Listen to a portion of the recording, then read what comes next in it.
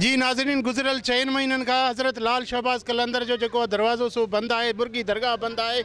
पूरे शहर जा जेके दुकानदार आहिनि, दरगाह जे चौधारी जेके दुकानदार आहिनि, रेड़ियुनि वारा आहिनि, उहे जेको आहे बुखा ई बदहाली खां अॼु रोडनि ते निकिरी आया आहिनि। अचो त उन्हनि सां ॻाल्हि ॿोल कयूं त हुननि जो चवणु छा आहे। असां जेको आहे सो दरगाह जे हिसाब में आहियूं। दरगाह 4 महीने खां तक़रीबन बंदि आहे ऐं ॿियूं दरगाहूं खुलियल हुयूं। दादा दरबार खुलियल आहे, उते बि SUP जो तहत जेको कमु कयो थो वञे। दरगाह ज़ियारत आम लाइ खुलियल आहे। असांजो सेवन शरीफ़ छो असां बेरोज़गार वेठा आहियूं। असांजे जेके बि दुकान आहिनि उन्हनि जो बि असां किरायो ॾियूं था मालिकनि खे।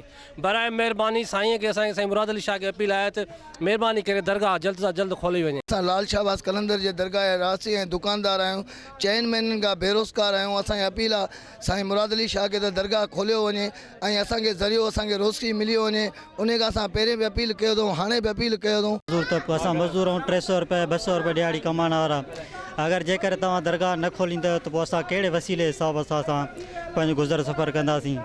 असांजा बच्चा बुखा था मरनि। जेकर असीं घर था वञूं त असांखे घर वारा पुछा था कनि, बचड़ा पुछा था कनि, अबा तव्हां असां लाइ छा आंदो आहे, छा न आंदो आहे, त असां उन्हनि खे कहिड़ो जवाबु ॾींदासीं। साईं मुराद अली शाह खे ऐं असां सिंध असेंबलीअ जे बड़ा ऑफिसरनि खे अर्ज़ु था कयूं।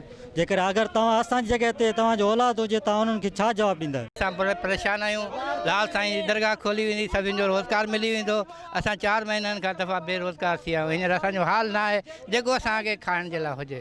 जेको हुजे महिरबानी करे मुराद अली शाह खे चवंदो हज़रत लाल शहबाज़ कलंदर जी दरगाह खोली वञे त सभिनि जो बेरोज़गारी ख़तमु थी वेंदी। असां मुराद अली शाह खे इहो अपील था करे सघूं त महिरबानी करे 3 महीना थी विया आहिनि, सम्झ हाणे 4थो महीनो सभु शुरू लॻो पियो आहे। इहो असां चऊं त दरगाह शरीफ़ यको बंदि लॻो पिया, दुकान मुकान सभु बंदि लॻा पिया आहिनि, बेरोज़गारी तमामु वधी वई आहे। असां मुराद अली शाह खे अपील था कयूं त बराए महिरबानी करे दरगाह खोलाए वञे। असां मीडिया वारनि खे बि अपील था कयूं, ख़ुदा रा ही असांजो आवाज़ बाला ऑफिसरनि ताईं पुॼायो।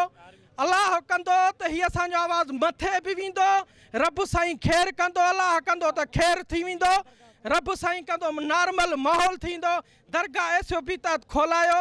असां नथा चऊं 24 कलाक खोलायो। जीअं दुकान 7 बजे खोलाए था, 7 बजे बंदि था कयो। दरगाह एतिरी खोली त बि असांजे बच्चनि जी रोज़ी थी वेंदी। असीं दुकानदार एसोसिएशन या रेड़ीअ वारा दुकानदार, गाॾे वारा, मज़दूर सभु कलंदर लाल शहबाज़ दरगाह रहमतुल्लाह अलैह जे ज़ाहिरनि जे वाबस्ता सां कारोबार असांजो आहे। असीं वस वारनि खे अपील था कयूं त बराए महिरबानी करे दरगाह SUP जे तहत खोली ॾिनी वञे। अवां मीडिया वारनि खे बि असां अपील था कयूं त हीअ आवाज़ असांजो अहिला अहवाननि ताईं पहुचाई वञे। गर्मीअ में हिन बुख बदहाली में निकिरी अची तव्हांखे पंहिंजे दर्द जी दाह ॾिनी आहे त तव्हां असांजो आवाज़ु जेको बाला अहवाननि ताईं पुॼाइण में असांजी हौसला अफ़ज़ाई कंदो।